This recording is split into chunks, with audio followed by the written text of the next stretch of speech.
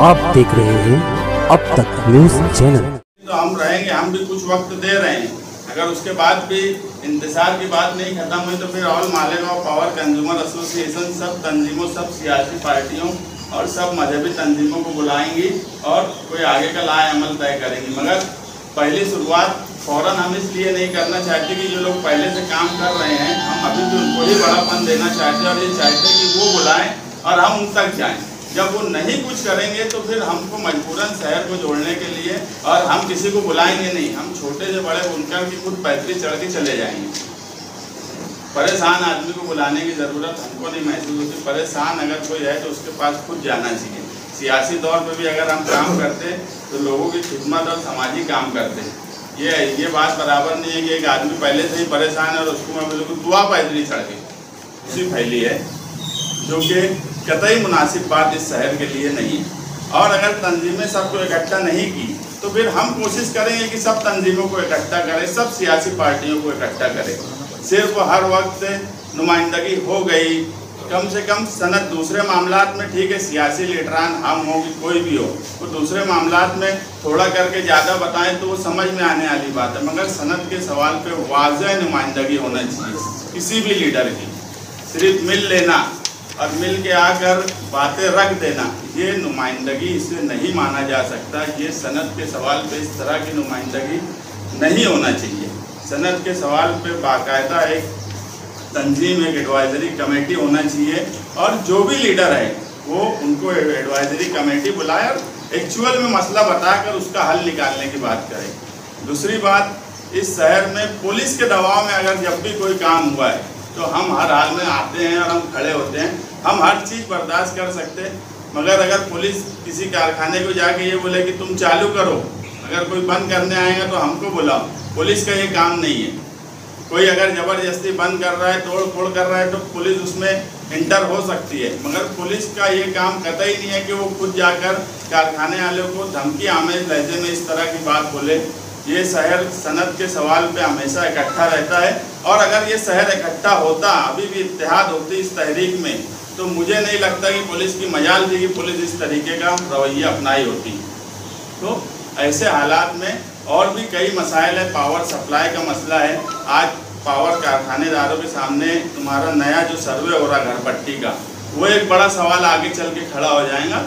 तो इसके लिए सिर्फ एक सवाल नहीं है आज सनद केस में, कई दूसरे छोटे छोटे मसाइल आज हैं, कई आने वाले हैं।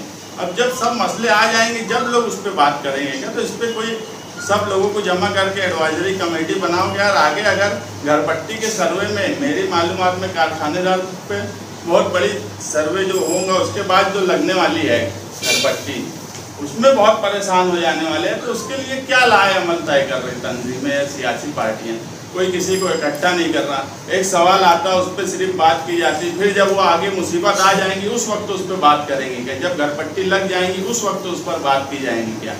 तो इसके लिए तंजीमों का इत्तेहाद और इत्तेहाद में ही बरकत है और सनद के सवाल पे तो इत्तेहाद होना ही चाहिए। मैं वापस सभी तंजीमों, सभी लीडरों से गुजारिश करूंगा कि कोई भी तंजीम सामने आए और सब लोगों को जमा करे और उस पर बातचीत करे और उसमें सब पॉलिटिकल पार्टियों को ली जाए।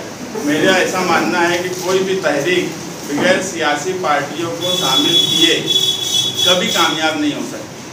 हर हाल में तुमको सियासी पार्टियों को साथ लेना पड़ेगा, नहीं तो 149 की नोटिस आती तो कौन डर जाता, ये भी हमको मालूम है। तो कहीं ना कहीं जो जिसका काम है उससे वो काम लिया जाए और जहाँ पर जिसकी ज़रूरत है, जो शहर का सवाल है, तो मुझे नहीं लगता कि कोई भी एक साथ आने की मुखालफत करेगा। दूसरा, कोई सियासी लीडर इस तरह की बात ना बोले, कल मैं बोल दूँ कि यार जनता दल पे सनद क्या रहा है, कल कोई समाजवादी वाला हो, कोई कांग्रेस वाला हो, तो ये शहर के लिए अच्छी बात नहीं है।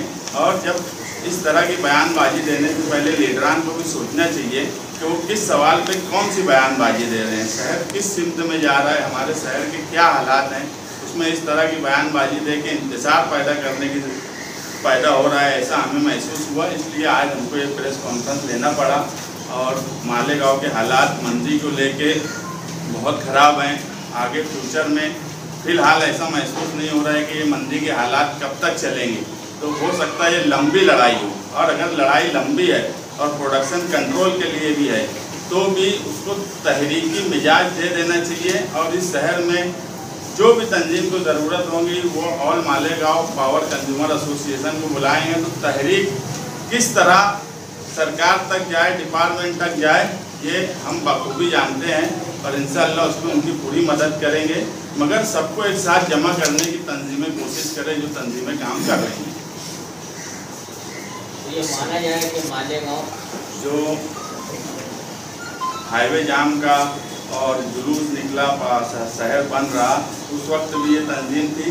पीछे ऐसा हुआ कि तंजीमें काम कर रही थी तो हमें भी महसूस नहीं हुआ कि यार काम हो रहा है, मगर जब हालात ऐसे आए कि अब इंतज़ार दिख रहा है तंजीमों की तरफ से भी, तो ऐसे हालात में हमको आना पड़ा। अभी भी मैं एक बात बोला कि पहले मैं यही बोलूँगा कि जो तंजीमें काम कर रही है वो हमें बुलाए और शहर के सभी लोगों को बुलाया, एक एडवाइजरी कमेटी बनाए, उसमें घर पट्टी से लेके पावर सप्लाई तक के मसले पे बात करें।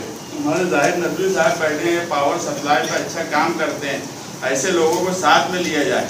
अगर घर पट्टी का सवाल है तो पॉलिटिकल पार्टियों को साथ में लिया जाए और एक वाज़ेह लाए अमल तय किया जाए, नहीं तो ये सनत धीरे धीरे अगर बर्बाद हो गई तो पूरा शहर खसारे में जाएगा। और हर आदमी को जोड़ लिया जाए। अगर ये तहरीक जब शुरू हो रही थी, अगर उस वक्त हम होते तो हम बोलते सबसे पहले पूरा मालेगांव एक दिन के लिए बंद कर दो। हर आदमी को ये महसूस हो जाए कि वो इस सनत के साथ जुड़ा है। डायरेक्ट सरकार और डिपार्टमेंट के सामने मैसेज जाना चाहिए था कि मालेगांव पूरा एक साथ खड़ा है। उस वक्त ना मजदूर की कोई भांगड़ आती, ना सनतकार की आती, पूरा शहर एक साथ खड़ा हुआ दिखता, रिक्शा चलाने वाले भी उनके साथ दिखते। मगर मैं यही बोल रहा हूँ कि तहरीक हुई कहाँ इस 15 दिन में? एक झंडा लेकर एक आदमी ने एहतजाज नहीं किया, इसको तहरीक कैसे आप बोल सकते? इनकी डिमांड क्या है ये खुद हमको भी नहीं समझ रहा कि तंजीमें क्या चाह रही है, किससे चाह रही है, लड़ाई किससे लड़ रही है।